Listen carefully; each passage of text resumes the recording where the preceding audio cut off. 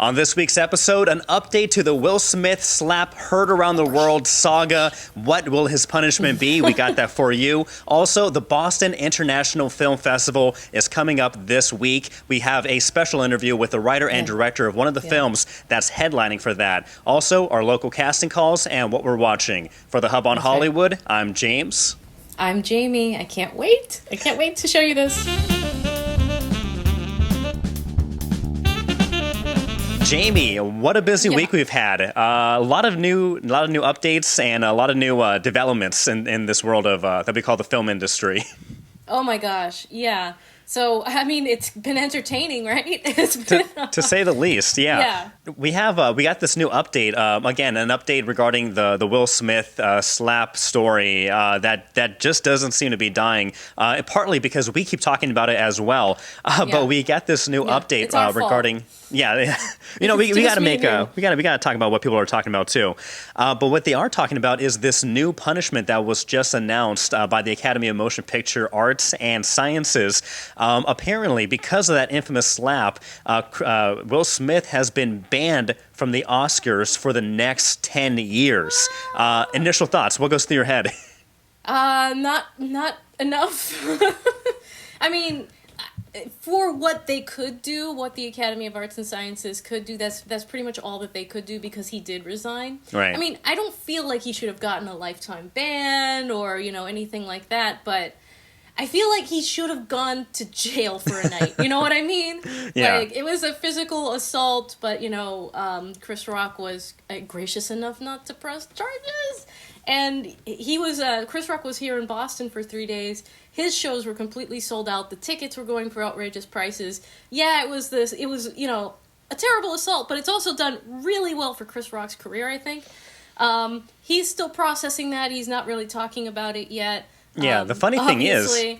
Yeah, the funny thing is, he said that he's not ready to talk about it, but when he does, he's going to make sure that he gets paid for it. And so, and then it's going to be funny. Yeah, so either that's going to be like an interview, hopefully not, because that's called paid journalism, or you're not supposed to be doing that. But if he's able to use that story for a part of his act, for a part of his stand-up, then not a bad idea to wait. You and I can pay to go see that, and then we'll talk about it here on the Hub on Hollywood. Absolutely, when he comes back into Boston.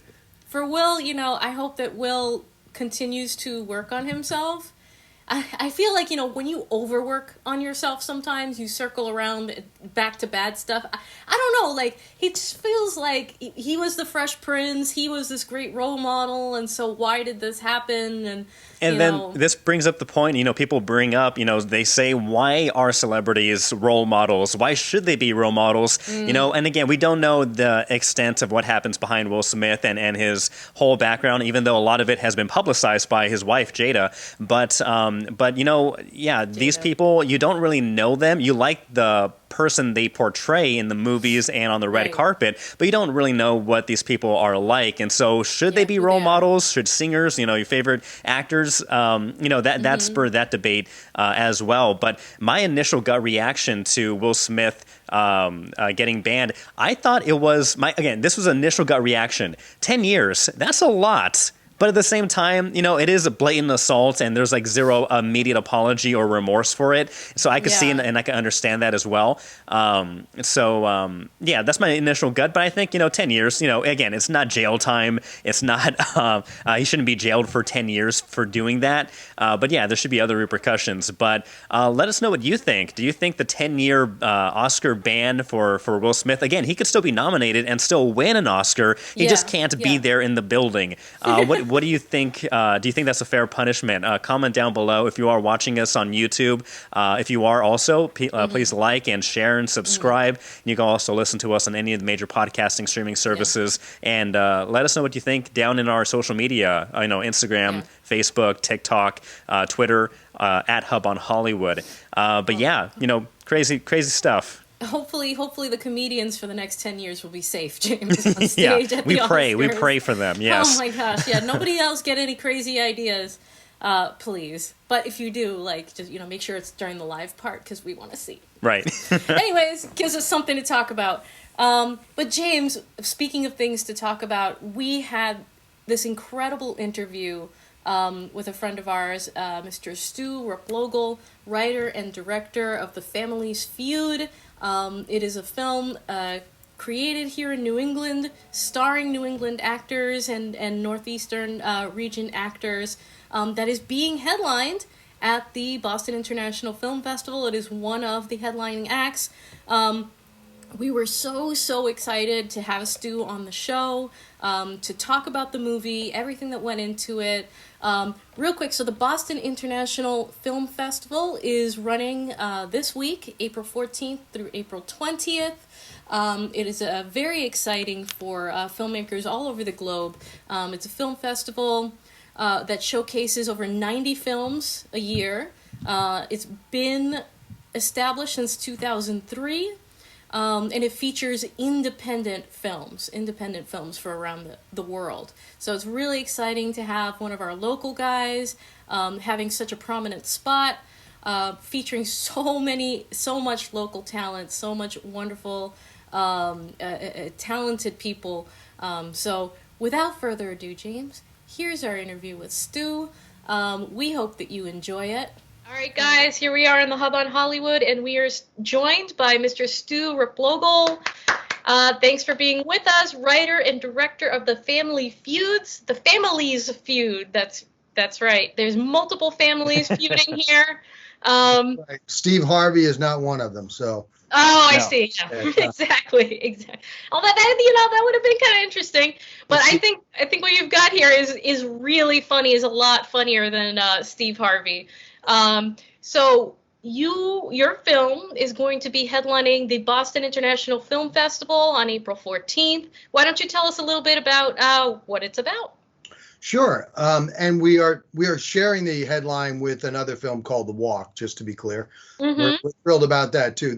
I'm sure they have a great film. I've yet to see it. Our film is sort of a dark comedy. We pulled together a lot of New England talent that I'm sure both Jamie and I have worked with in the past, because Jamie and I have seen each other on numerous sets. But a lot of great New England talent, featuring John Fiore in our lead, who, as you probably both know, was a supporting actor in Coda, which won Best Picture. So we're excited that John, came on board.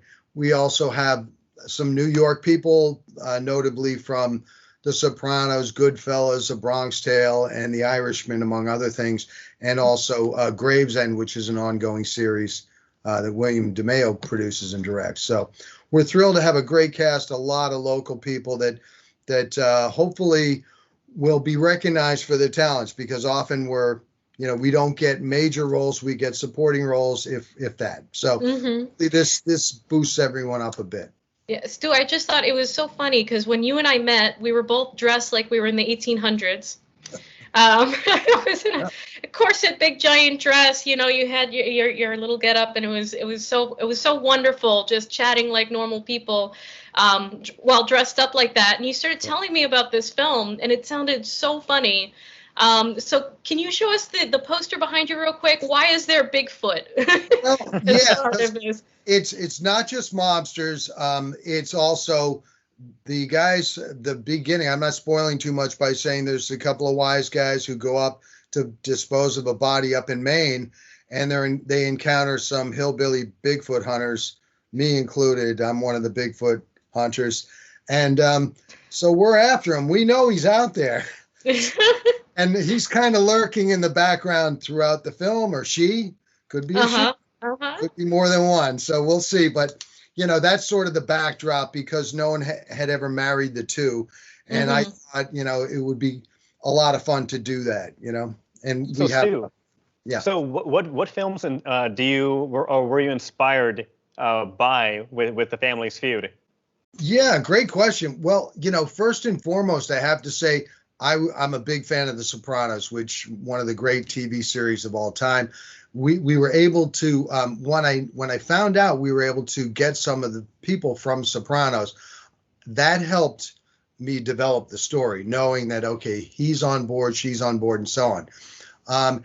What it sprang from, though, was about a 5-minute short that I did with a bunch of locals, all of whom, other than Dave Pridemore, who was supposed to be in it, who some people may recognize, a great friend, great actor, we all did a short, which led to this. And the short was well received, so I put it out there with John Fiore. John agreed to take the lead, and everything kind of fell into place from then on, you know. That's really wonderful. And so it came together into this feature-length film. The Boston International Film Festival, not your only accolade, it's been receiving awards all over. Can you tell us a little bit more about what you've been racking up? Yeah, well, sure. I mean, we wrapped the whole thing. It took a long time to edit because of COVID. I did that remotely. I imagine, with a gentleman from New York who's just terrific, Bill Galatis. And we wrapped it at the end of the year. We put it into festivals at the beginning of January, mid-January. And since then, we've received, I'd say about, over 20 awards for various things: best comedy, best director, best actor, best editing, lots of nice accolades that I'd say one of the nicest feathers, again, though, is the Boston Film Festival, International Film Festival, which, it's the home crowd. So we're really excited to be on board. And then beyond that, we're really pulling for, it's a long shot, but Tribeca, because, we have a lot of great New York actors, and we just, in particular, that festival really appeals to us. So I'm curious, making this film, how do you try to appease or make happy both the fan base of wise guys of the, Soprano kind of themed and the Bigfoot community? There must be some friction, right, between two? Oh yeah, that's why we're feuding. No, that is funny because, I think I deliberately, when I wrote it, I tipped my hat to a lot of great films and filmmakers, purposely. We do sort of parody things, but we don't copy anything, but we were definitely inspired by that. So you'll see a lot of nods to the great, to the Godfather or some classic films. And then again, weaving the Bigfoot in, we did some research. I did some research, and Bigfoot is as popular as Michael Jordan around. Everyone knows who Bigfoot is, even if they haven't met him or her. So, that was kind of the fun that we thought. No one had done this mashup. I knew a lot of good people that could pull off the hillbilly stuff without having to go down south to get them. So a lot of great actors like Doug Balakovich and Chuck Slavin and Damian Shinapi, Paul Kandarian, among others. So, yeah, we have a great ensemble cast, and it was so much fun to blend, all these people together with all these different backgrounds. That's awesome. So Stu, you have been called one of the hardest working background actors out there. You've been in everything. Can you tell us a little bit about how you got into it? Maybe some of your what led you to where you are today? Yeah, great question. I studied film and theater in college at Denison. And I probably said this before, but Steve Carell was a classmate of mine who I didn't know well, but, so I had a great bit of training there.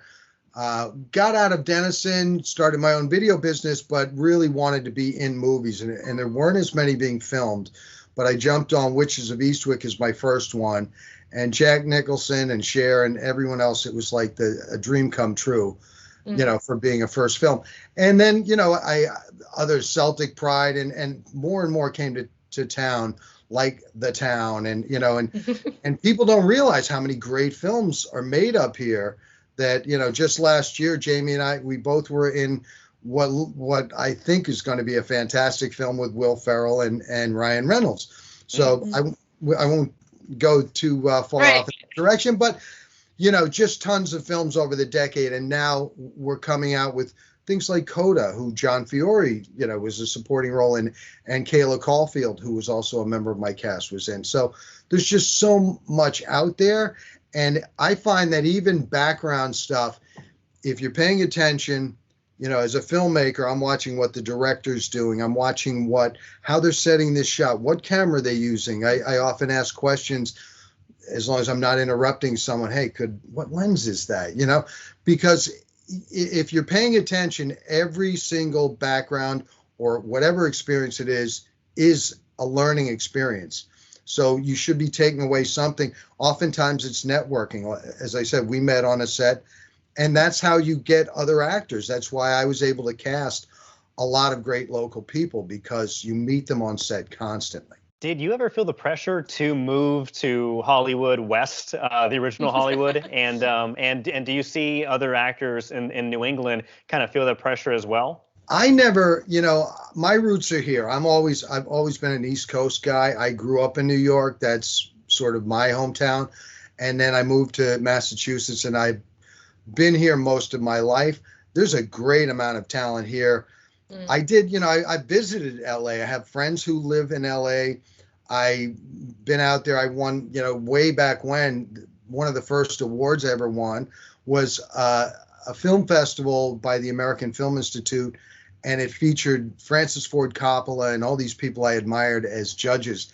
So I did a music video, and it won. And that's, but when I went out there, it didn't feel like home, This feels like home to me.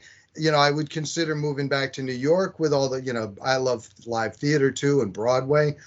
But yeah, I love the West Coast, no offense, but East Coast is my home, That's right. And we've got all the great locations too. Were you able to shoot on location in Maine? Or was that a little local? Maine. It was all in Rhode Island pretty much. Okay, yeah. Still new. And all the locations fell into place in great part to my co-executive producer, Bruce Sosha, who lived in Rhode Island at the time. We were able to get yachts and limos and just like great wooded areas and everything we needed, including the Cranston Police Department, who gave us their facility, part of it, for the day. So that was. Oh, that's really cool. Yeah. Did you take any calls? Like Unfortunately, they didn't recognize me, so I got out a lot. But no, it was great fun, and we owe a lot of. We're indebted to a lot of people. Lenny Carreri, for instance, who was played a golfer in the cast, but he lent us his property of like 50 acres. It was tremendous, and his house. So all that really helped, because being a low budget, especially going through COVID and all that, was very tricky. So we managed to navigate it safely, which was very important. Well, we're glad that you guys did. What is the ultimate dream? Where does Stu and everyone go from here? I just hope that everyone goes up, that because here's the thing too. I cast, with Bruce Sosha's help, we cast 76 actors, all of whom had speaking lines. There really wasn't a background person other than a guy who was actually a person who worked in a funeral home, so he was in the background. Yeah. I don't even know his name, but thank you, sir, whoever you are. But everyone, it was part of the mission, was to give everyone a chance to get something for the reels too, as silly as that sounds. Because and I wanted to show others that we could engage with more familiar actors who had better credentials, and we could hold our own with them. And I think we did admirably. That goes right down to the person who had just one line.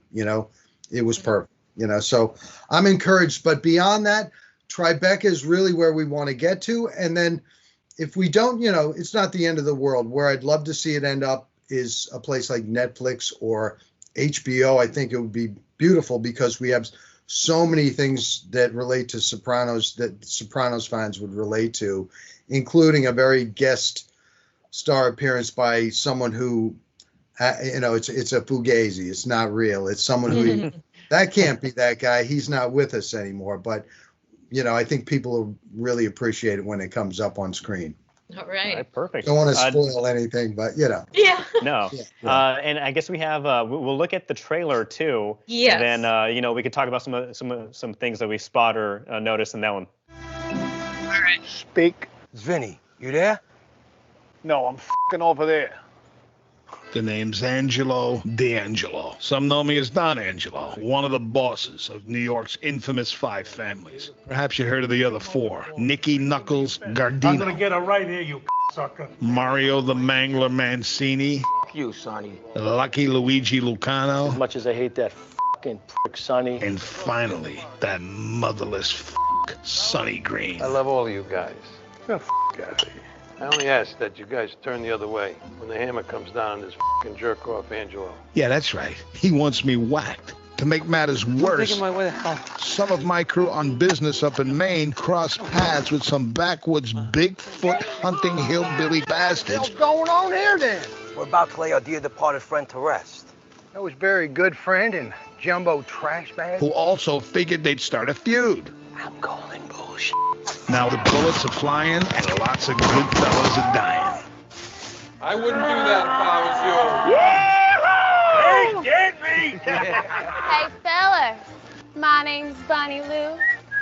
I'm Honeydew. You can call me Bunny Sue. So grab a weapon. We're gonna get this party started right now. Pick a side. I should have shot you in the damn face. You suck. This could get ugly. Didn't work, did it?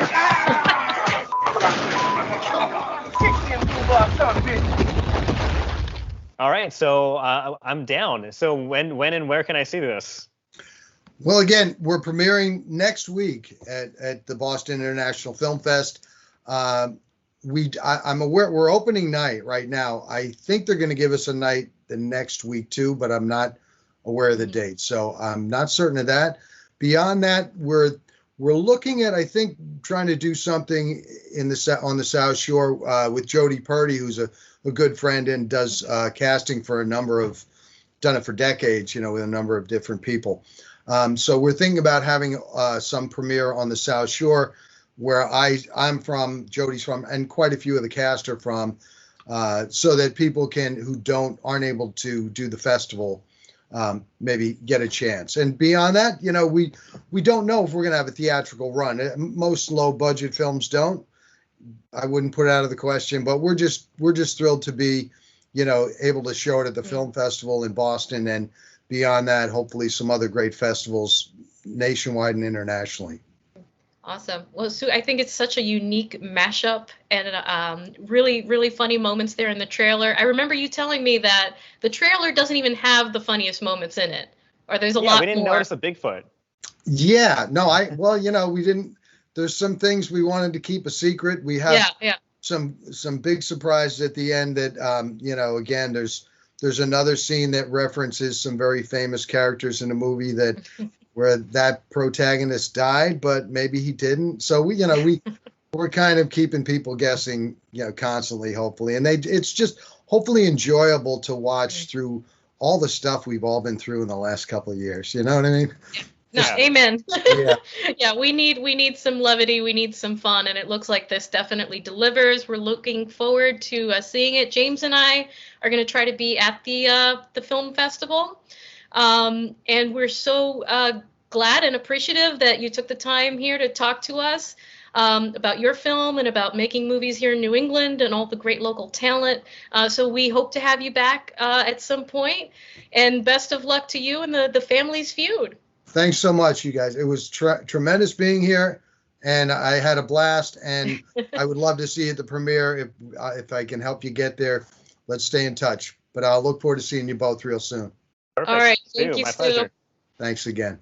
All right, so a big thank you to Stu Replogle. He has so much knowledge and insight into the industry, and so again, thank you so much for that great interview. And let's get you on those same sets that Stu's working on, because we have quite a few here locally in the Boston region. And I can go first with our first casting call.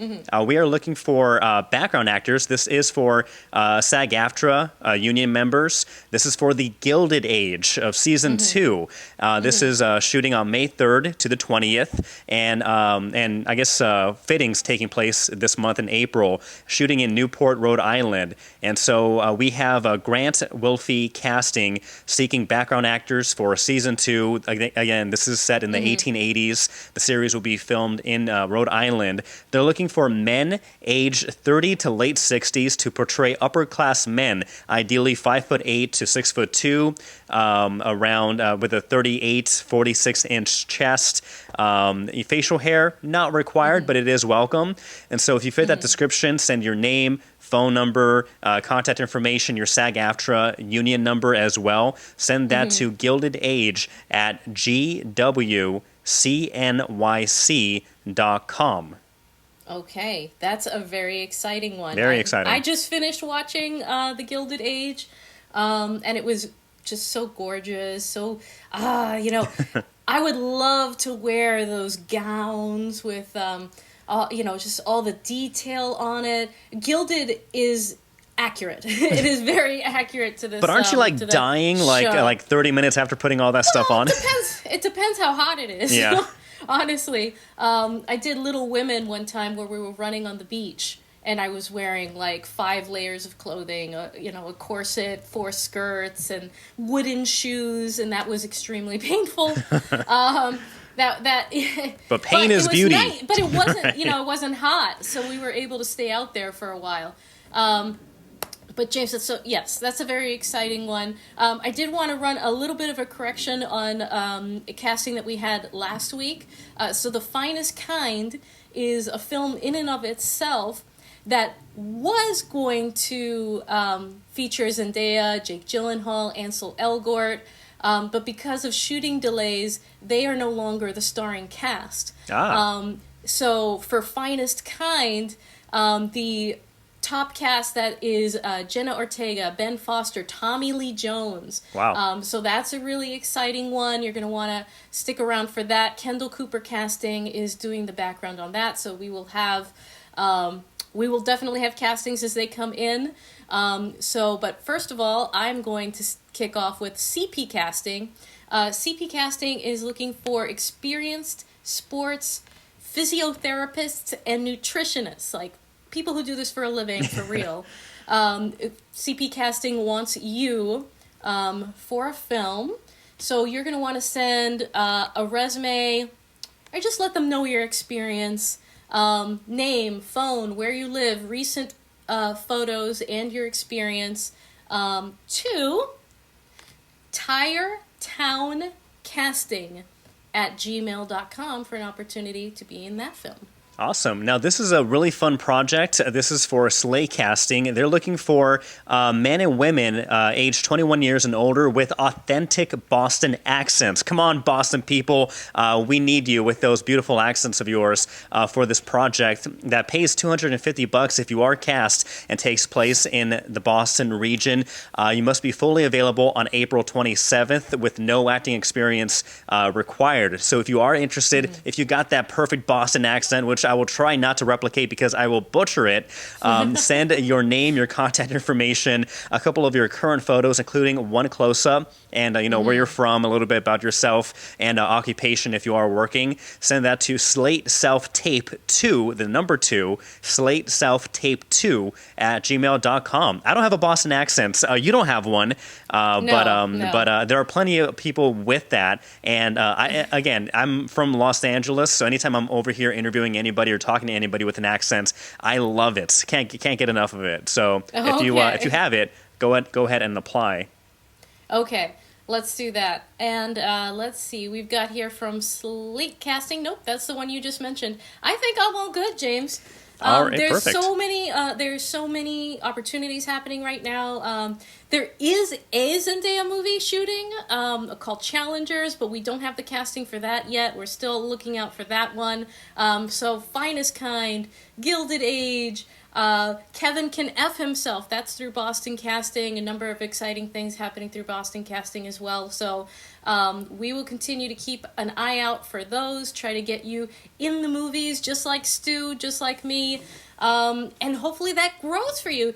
What I really loved about our interview with Stu is that he started just like this, just taking a day here, a day there. And like he said, every day that you're on set is a learning experience. You see how they're putting the movie together. You're seeing what the director is saying, what the assistant directors are saying, and how it all works. And if this is your passion, it's something that you love, that's something, this can be that stepping stone. This can help you learn how to advance in that career and in that dream. And you can be like Stu, achieving those dreams and winning those awards and continuing to work your way up and living your dream. Jane, that's what we're all about here on the Hub on Hollywood. It's just dreams that come true. We are right? We make dreams come true here on the Hub on Hollywood, and that's why you need to listen and subscribe to us. Yeah, exactly. We're fairy godmothers, essentially, so you really need to, you need to watch us. Your friends need to watch us. Your grandmother needs to watch us. Just go ahead and like and subscribe. We're everywhere that you want to be, James. We're on Twitter. We're on Facebook. We're on the Instagram. We're on TikTok. We're all over. You can't get away from us. At Hub on Hollywood. Find us. Join in on the conversation. And share your opinions with us, and we'll give you a shout out right at the top of our shows. Yeah, and speaking about what we're watching, about watching us, let us tell you what we're watching. Most recently, I watched this film from 1998. I've heard about it, but I never got around watching it. A Perfect Murder. With Michael Douglas, Gwyneth Paltrow, and Viggo Mortensen. Have you seen A Perfect Murder? No, I haven't. No. So, like I said, it came out in 1998. It's about a wealthy Wall Street speculator, played by Michael Douglas, of course, who discovers that his wife, Gwyneth, has a lover herself. And so he investigates him and uses the carrot and stick to make him murder his wife. A lot of twists and turns around this, and so it actually holds up very, very well. And the acting ability by Michael Douglas is like, this is really good Michael Douglas. And he's playing like a Wall Street executive, which isn't too much of a stretch for other roles that he's done, very similar roles. However, this one with the murder mystery and this love triangle and this murder plot, there's a lot of suspense in it, a lot of twists and turns that still hold up after this to this day. I saw it once years ago, maybe at 8 years old when I was in the movie theater, and haven't seen it since. And so I had a few ideas like, oh, I think this is what happens if I remember correctly. But there's still a lot of twists and turns that I didn't remember. And so if you want a little flashback, a film flashback, go check out A Perfect Murder, which I believe is on Amazon Prime. I believe. Okay. And so yeah, check it out. Pretty good. Okay, awesome. And you and I both have just watched episode 2 of Moon Knight. Yes. With Oscar Isaac. So I was a little hesitant after episode 1. I like to reserve my judgment. I like to, sit on the fence, wait and see where this is going. I don't like to be super excited of the first episode. Second episode has me hooked. Yeah. It was great. It was awesome. The action, the direction of the story, Oscar Isaac's acting, amazing. The interaction with the wife. I did have this one comment though, James. They obviously saved a lot of money on the CGI because they had him fighting this monster that was invisible, and instead of animating the monster throughout the whole thing, he's just fighting nothing, which is great. Yeah. Which is great, but they obviously saved a lot of money doing it that way too. So I thought that was really funny, but it was a great action sequence, and it brings some humor into it, and I think that's 100% necessary. Especially when it comes to Marvel and stuff like that, you don't want to get too serious. But Oscar Isaac so far knocking it out of the park. Ethan Hawke, really, really enjoying it. Amazing too. Yeah. Yes, Ethan Hawke. Mm-hmm. This is just great character work all around. Like this series, I like it because it still feels part of the MCU world, but without relying on the shout outs or references too much of the other episodes or movies out there. And so I think it's a really good movie, a really good series, and a really good start to the series. And so I was hooked on episode 1. Episode 2 solidified my intrigue and me wanting more. And so Moon Knight, if you haven't caught on board with this one yet, I would recommend it. You don't necessarily need to have seen any other of the Disney MCU series or any of the movies. I like it because it feels very much like a standalone series in the MCU world. And so, if you haven't caught on to Moon Knight, do it. A continued shout out to Kevin Feige in coordinating this multiverse universe, cinematic universe, since 2007. I think why the MCU is so successful, James, is exactly what you just said, character driven. It's kind of like, it's the economy, stupid. It's like, you got to get to the heart of it. What is it that connects you to the audience? What is it that people care about the most? It's their pocketbooks and it's the story.